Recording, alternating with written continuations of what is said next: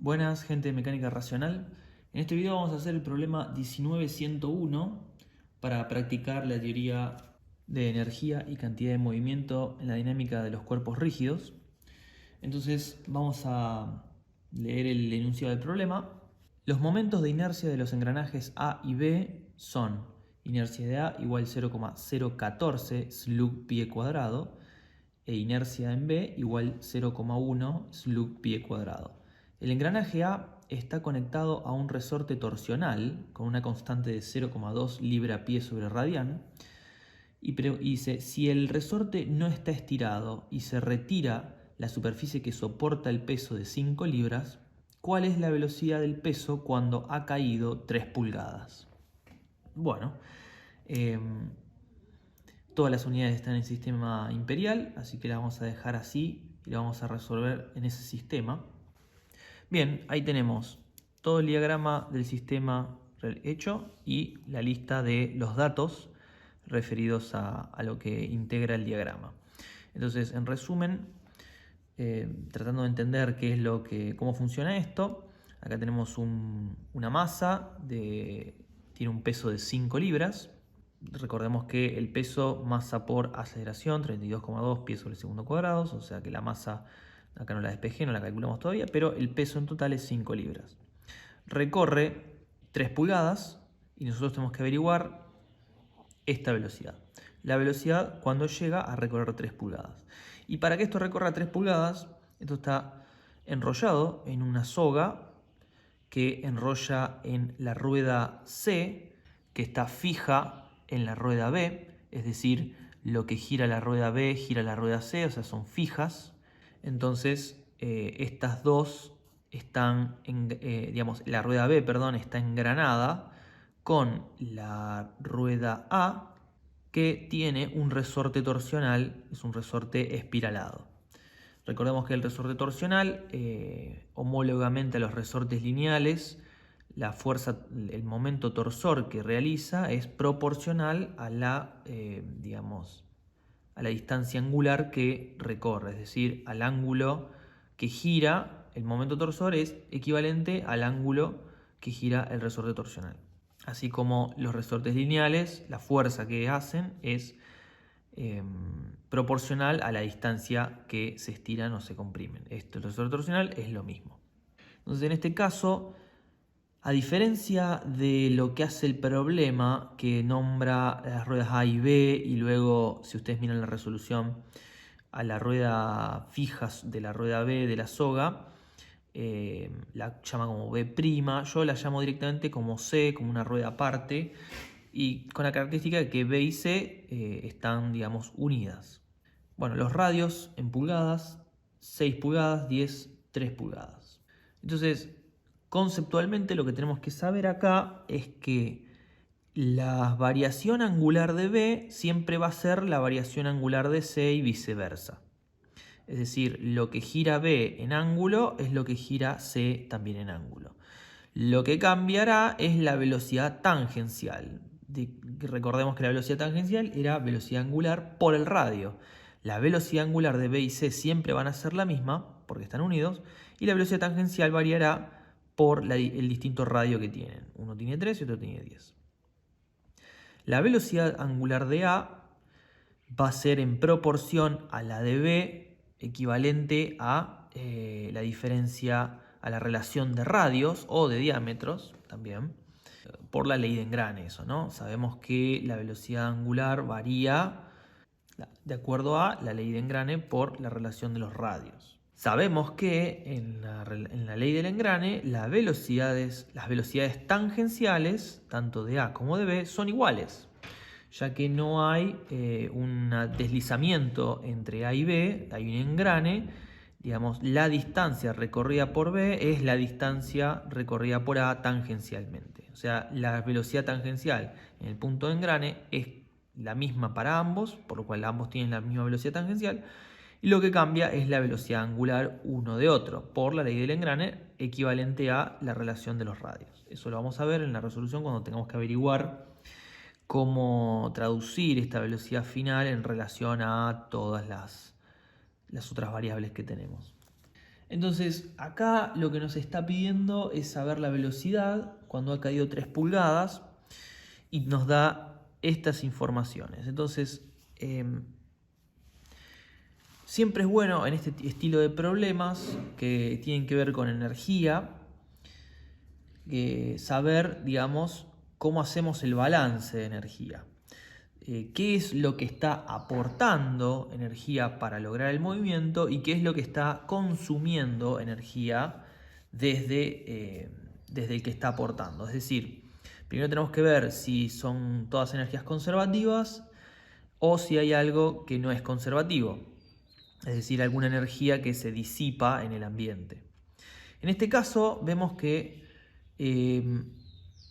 esta masa, cuando está apoyada, digamos, el sistema está en equilibrio, es decir, nada se mueve. De hecho, el enunciado aclara que el resorte no está estirado cuando esto está apoyado, es decir, este resorte no está haciendo fuerza en este momento, no está haciendo momento, es decir, esto está totalmente en equilibrio, esto no se mueve, esto está apoyado y esto no está haciendo ningún tipo de fuerza en este momento. O sea, es decir, la cuerda esta no debería estar tensionada. Cuando retiramos la superficie, el peso por el efecto de la gravedad va a ser, digamos, no va a tener ninguna fuerza contraria que lo soporte, entonces el peso va a ejercer una tensión sobre la cuerda igual al peso, esa fuerza va a empezar a acelerar. ¿Qué va a pasar? Primero que todo se va a tensar, ¿no? Y se va a acelerar a una razón la cual va a estar, digamos, si fuese una caída libre, esa la podríamos calcular por la cinemática de la caída libre de este peso, ¿no?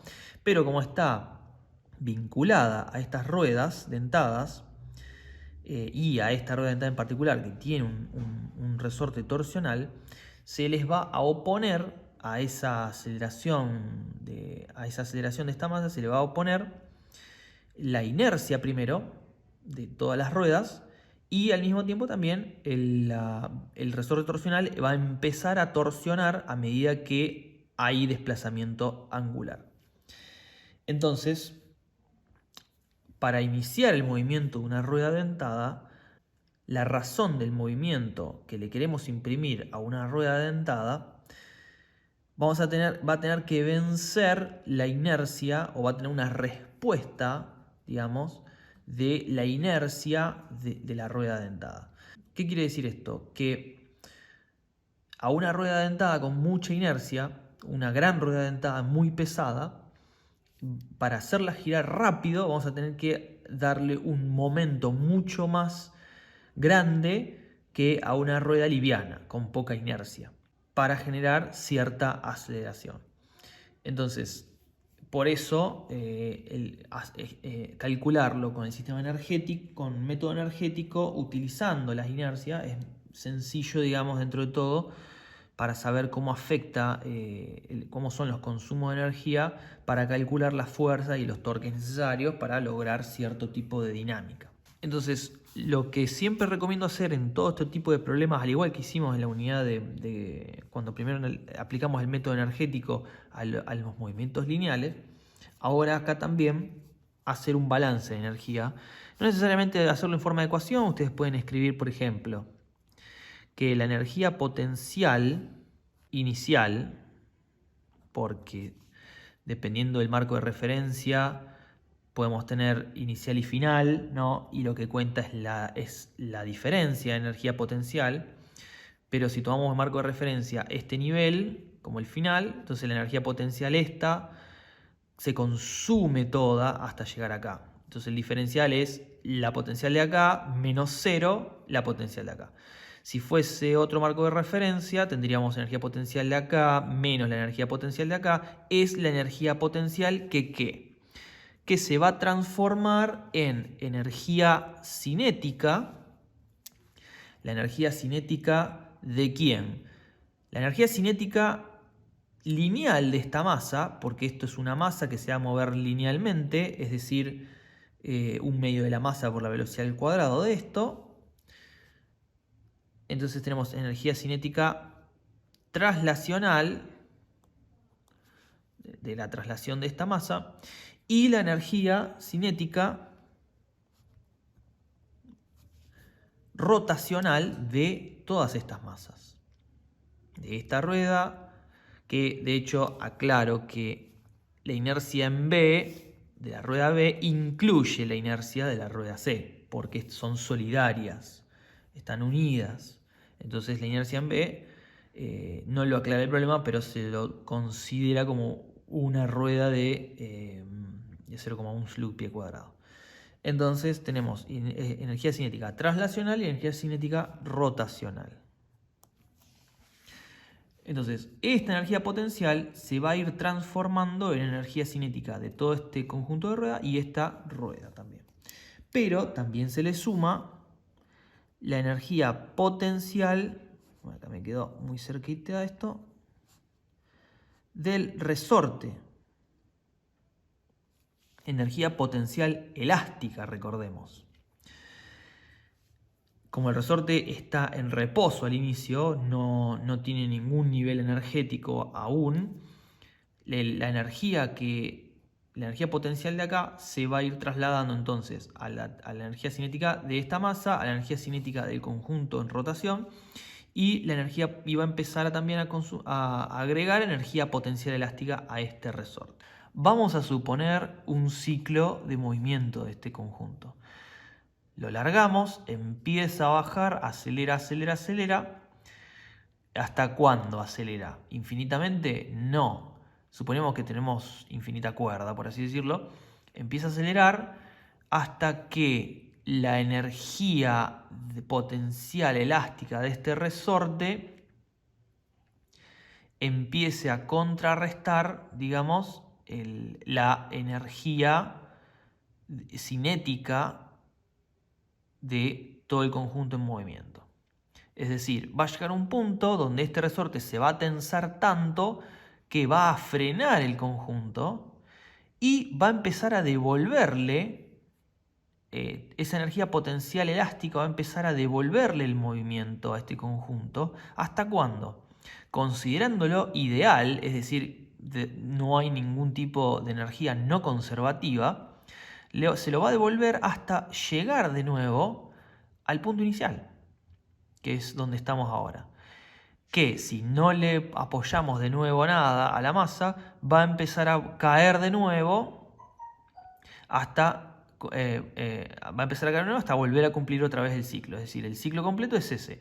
Empieza desde acá arriba, baja, con la curva de aceleración sería así, hasta que la aceleración se torna, hace una máxima aceleración, después la aceleración se torna cero y vuelve en negativo, o sea, habría una aceleración negativo, quiere decir la misma aceleración, pero en sentido contrario, y hasta que vuelve, cuando el resorte torsional empieza a devolver esa energía que acumuló y vuelve a esta posición inicial y después sigue haciendo el ciclo infinitamente, porque no hay consumo de energía acá, no hay ningún tipo de disipación de energía. Si esta masa estuviera rozando, por ejemplo, una pared o lo que sea, y hay un consumo de energía, entonces esta energía potencial,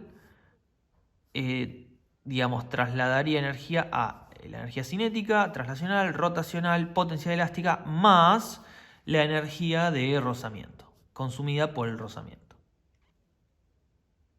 Que va a ser igual, ustedes la pueden calcular como la fuerza, digamos, de rozamiento por la distancia. Es un trabajo consumiéndose por trabajo de rozamiento. Pero ¿qué pasa? En ese caso no serían ciclos infinitos, sino que por cada ciclo se va consumiendo esa porción de energía en el rozamiento. Entonces, en el primer ciclo de caída, esa energía de rozamiento va a ser energía que no acumuló el resorte torsional, por lo cual cuando el resorte torsional llegue a su estado máximo de torsión y quiera volver a subir la masa, también va a seguir consumiendo energía va a haber llegado con una energía menor a la energía potencial inicial porque se gastó en esa energía de rozamiento, y cuando quiera volver para arriba va a llegar a una altura menor a la inicial, equivalente a dos recorridos de de rozamiento, el primero para abajo y el segundo hasta el de arriba. Y así va a seguir una serie de ciclos subiendo y bajando, bajando y subiendo a menor altura y bajando a menor altura y subiendo a menor altura hasta que se llegue a un reposo energético, digamos, un equilibrio en un punto intermedio. Y ese punto intermedio, de hecho, hasta se puede calcular, se puede llegar a calcular, que es donde la fuerza de rozamiento, la fuerza de rozamiento es igual a la fuerza, al, digamos, equivalente, por así decirlo en este caso, al par que va a generar el resorte torsional en ese momento, que genera un momento acá también, ¿no? El resorte torsional genera un momento equivalente a esta distancia acá, que va a ser también equivalente a esta distancia a la cuerda. Entonces la fuerza del momento del resorte torsional hacia arriba o hacia abajo, cual sea fuera en ese momento, va a ser igual a la fuerza de rozamiento en ese momento. Entonces, eso es más o menos cómo funcionaría este sistema. En este caso, que no hay fuerzas no conservativas, y cómo funcionaría en caso de que hubiera fuerza conservativa, ya que en un problema un poco más interesante se le agregaría una fuerza no conservativa como para analizar este tipo de ciclos que son muy interesantes y siempre se dan así. De hecho, obviamente la realidad funciona así.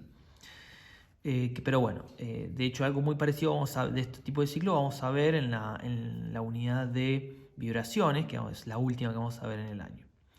De todas maneras, hasta acá llegó nuestro análisis de este problema. Toda la energía potencial se transforma en estas energías hasta este momento, que es el que vamos a analizar.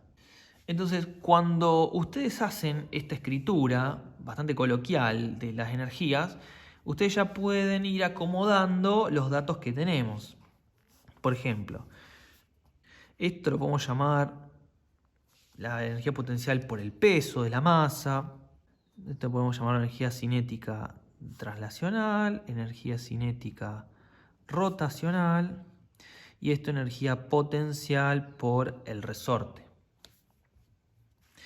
La energía potencial inicial es muy sencilla calcularla porque de hecho ya tenemos toda la información, digamos. Entonces la ecuación de la energía potencial de esta masa ya la podemos escribir como, que es lo mismo, escrito un poquito más formal, digamos, la integral de 0 a h del peso, digamos, de la masa por la gravedad diferencial de altura. Ahora, hay que tener un poco de cuidado acá porque tenemos esta distancia en pulgadas y acá nos manejamos en pies con las inercias y todo eso. Entonces nos conviene expresar esto como 0,25 pies. Recordando que 12 pulgadas es un pie. Entonces 3 pulgadas es un cuarto de pie. BP básicamente va a ser 5 libras, que ya es la masa por la gravedad, por 0,25 nos da 1,25. Las unidades de esto es libra-pie. Para la energía potencial del resorte, nosotros sabemos, digamos, que es la integral de entre 0 y el desplazamiento angular, en este caso de A, de la rueda dentada A, del momento diferencial el desplazamiento angular. Entonces, la ecuación de energía potencial es el momento, que es fuerza por distancia, por la distancia angular recorrida, que es básicamente el trabajo que se hace durante el recorrido angular. Por eso es energía potencial elástica. Que habíamos dicho que el momento, como habíamos resumido al principio, es proporcional a la constante y el desplazamiento angular. Entonces esto se escribe de 0 a el desplazamiento angular de la rueda dentada A de la constante por el desplazamiento angular diferencial el desplazamiento angular. Esto es el equivalente al momento y esta integral da directamente 1/2 de la constante por el desplazamiento de la rueda dentada A al cuadrado. Entonces acá tenemos un problema porque no tenemos todavía el dato del desplazamiento angular de la rueda dentada A. Para obtener el desplazamiento angular de la rueda dentada A tenemos que saber cómo traducir, cómo relacionarlos todos estos desplazamientos angulares de C, de C, de B y de A. Entonces sabemos que el desplazamiento angular de A va a tener que ver de alguna manera con el desplazamiento de 3 pulgadas que es el desplazamiento que baja la masa. Entonces esas 3 pulgadas se van a traducir en 3 pulgadas de desplazamiento en la tangente, en el radio de la rueda C. Del mismo modo, esas 3 pulgadas de desplazamiento en el radio C se traduce en un desplazamiento de la rueda B, que sabemos que lo que las une es, digamos, el desplazamiento angular, va a ser el mismo. Entonces, el desplazamiento angular equivalente a 3 pulgadas de desplazamiento lineal en C es el mismo desplazamiento angular en B. Y de esa misma manera, el desplazamiento angular en B es proporcional al desplazamiento angular en A. Y la proporción del desplazamiento angular de A respecto al desplazamiento angular en B tiene que ver con la relación de radios del radio de A y el radio de B. Entonces, ¿cómo funciona eso? Escribimos que el desplazamiento angular de B, ya directamente lo podemos calcular, el desplazamiento, digamos, el H, el desplazamiento H, que es la altura, sobre el radio C. Esto viene de entender que de la ecuación del arco por el radio, es decir, el desplazamiento angular medido en radianes es equivalente a la longitud de arco recorrida y al radio. Recordemos la ecuación de longitud de arco, que es igual al desplazamiento angular medido en radianes por el radio. Entonces despejamos de ahí el desplazamiento angular, ya que tenemos el arco, la longitud de arco y el radio. Y como C es solidario a B, va a ser el mismo desplazamiento angular. Y esto es, digamos, 3 pulgadas sobre 3 pulgadas, porque baja 3 pulgadas y el radio de C es 3 pulgadas. Lo podemos dejar en pulgadas, ya que es lo mismo, si lo pasamos a pie va a ser lo mismo. La relación es lo que importa y esto nos da 1 radián. Y ahora el desplazamiento angular de A, que es el que nosotros queremos saber, va a ser igual a ¿qué? Va a ser igual a la relación de radios de B y la relación de radio con el de A, todo esto multiplicado por el desplazamiento angular de B. Es decir, los ángulos que se desplaza B son proporcionales a los ángulos que se desplaza A, de la misma manera que es proporcional el radio de B con el radio de A. Y esto es la ley de Engrane, que el desplazamiento angular de A por el radio de A es igual al desplazamiento angular de B por el radio en B. O sea que son proporcionales. Despejado así, de esta manera, calculamos el desplazamiento angular de A. ¿Y esto a qué es igual? Esto es igual a radio en B es 10 pulgadas, radio en C es 6 pulgadas, por 1 radián nos da 1,677 radianes. Perdón, 1,667. Entonces, ahora sí, tenemos el dato del desplazamiento angular de A, podemos calcular la energía potencial del resorte y nos da 0,278 libre a pie. Ahora nos falta, digamos, analizar las energías cinéticas. La energía cinética traslacional es igual, nosotros sabemos, a 1/2 de la masa por la velocidad al cuadrado. Esto en realidad es velocidad final al cuadrado menos velocidad inicial al cuadrado, pero nuestra velocidad inicial es 0, entonces nos queda directamente velocidad final al cuadrado. Y esto es nuestra incógnita, La masa la podemos calcular porque tenemos el peso. Y lo único que tenemos acá de incógnita es el BF, que es la final. O sea, que esto queda así como está hasta que podamos encontrar la manera de resolver el resto. La energía cinética rotacional, lo sabemos por la teoría que vimos, que es 1/2 de la inercia por la velocidad angular al cuadrado. Pero acá tenemos dos conjuntos que rotan, o sea, dos inercias, la A y la B. Entonces la energía cinética rotacional va a ser igual 1/2 de la energía de la inercia de A por la velocidad angular de A al cuadrado más 1/2 de la inercia de B por la velocidad angular de B al cuadrado. Y aquí es donde hay un problema matemático que tenemos que resolver. ¿Por qué? Porque nosotros tenemos esta ecuación expresada en velocidades angulares de A y B y esta ecuación expresada en velocidad tangencial, que es la que nosotros queremos averiguar. Entonces no podemos resolverlo de la misma manera que nosotros expresamos el desplazamiento angular de A en función de B, podemos expresarlo la velocidad angular, ya que es equivalente. La velocidad angular de A es igual al radio de B sobre el radio de A, velocidad angular de B. Y como tenemos estos dos radios, ya podemos expresarlo como 1,667 omega B, que es lo mismo que la constante proporcional del desplazamiento angular. Sabemos que la velocidad angular de B es igual a la velocidad angular de C, porque son solidarias, giran unidas. Entonces, esa es nuestra conexión para traducir la velocidad, esta lineal, que es la tangencial de C, sabiendo que la velocidad angular de B y de C son iguales.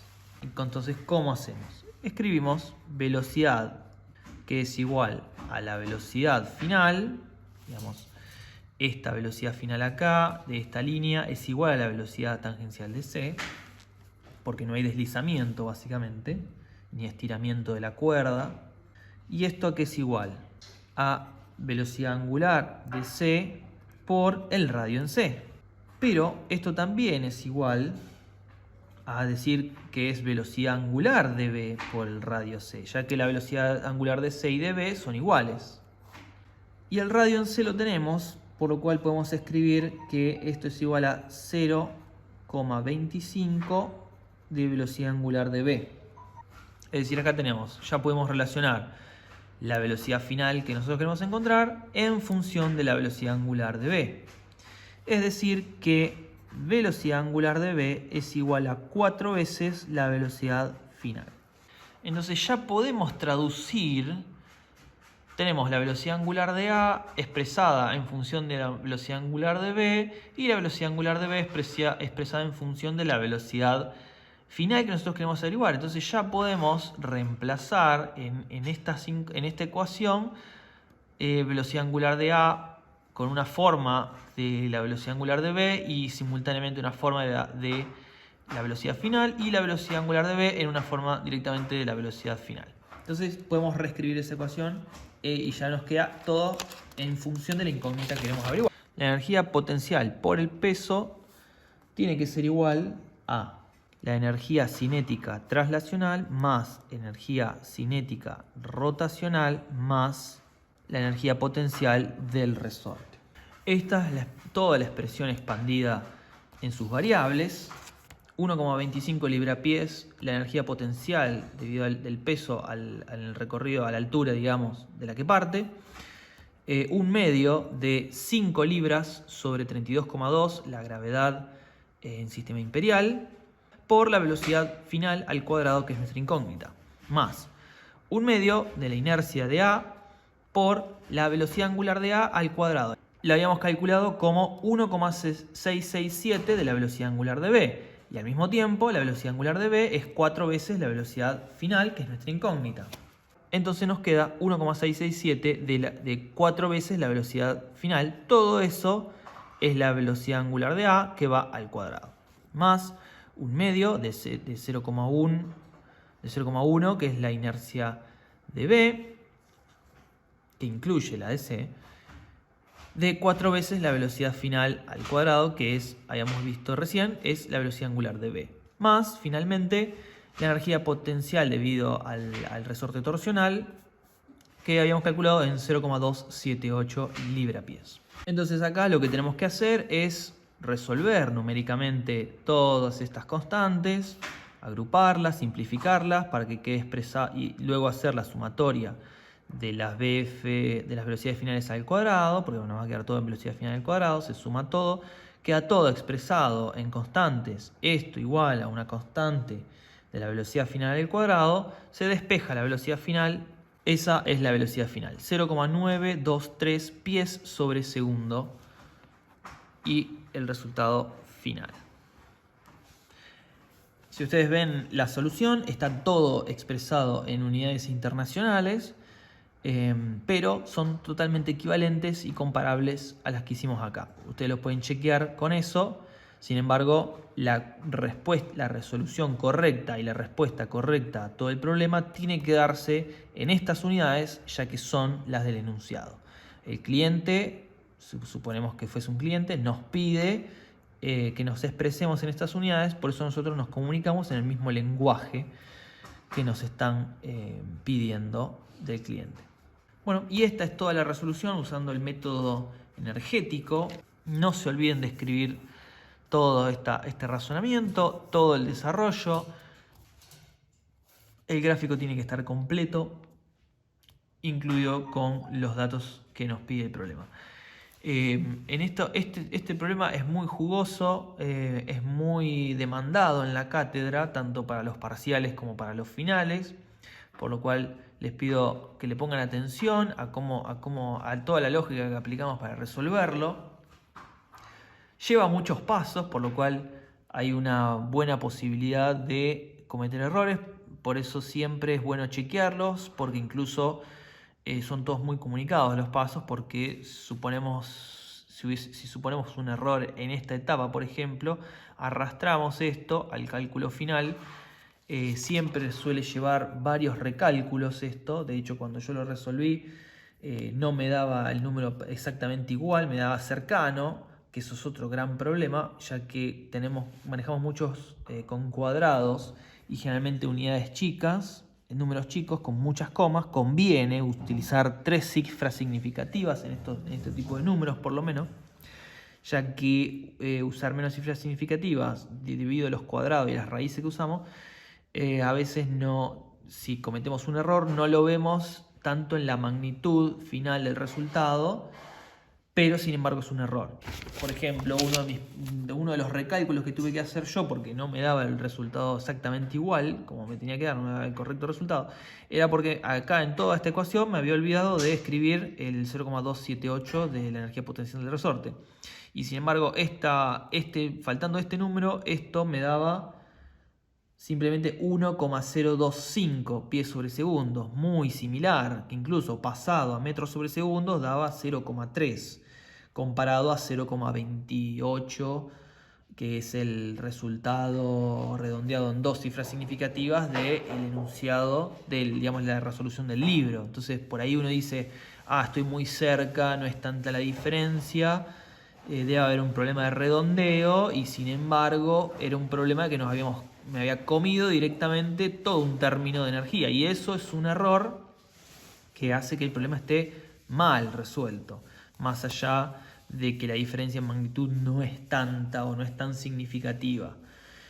Entonces, tenemos cuestiones, tenemos que tener cuidado con los problemas con arrastrar algún error, tenemos que tener cuidado con las cifras significativas, tenemos que tener cuidado con el incluir todo en los cálculos, de no haber cometido un error en algún pasaje, por lo cual estos problemas llevan su recálculo y su revisión, siempre revisarlos, siempre ir paso por paso a ver si no nos comimos nada en alguno y tenemos todos los números bien puestos. Y también obviamente hay todo un tema con las unidades. A veces, aunque esté todo expresado en un mismo sistema, que tengamos esto en pulgadas pudo haber sido un problema, no representa un problema porque acá se relacionaron, o sea, era lo mismo expresar en pulgadas que en pie, pero también está ese tema del pasaje de unidades, tener cuidado con esto también. Acá yo casi cometo un error calculando la energía en pulgadas y no haberla considerado en pies. Entonces hay que prestarle mucha atención a estos problemas que encima son muy demandados en los exámenes. Así que con esto los dejo y nos vemos en el próximo video de teoría. Muchas gracias.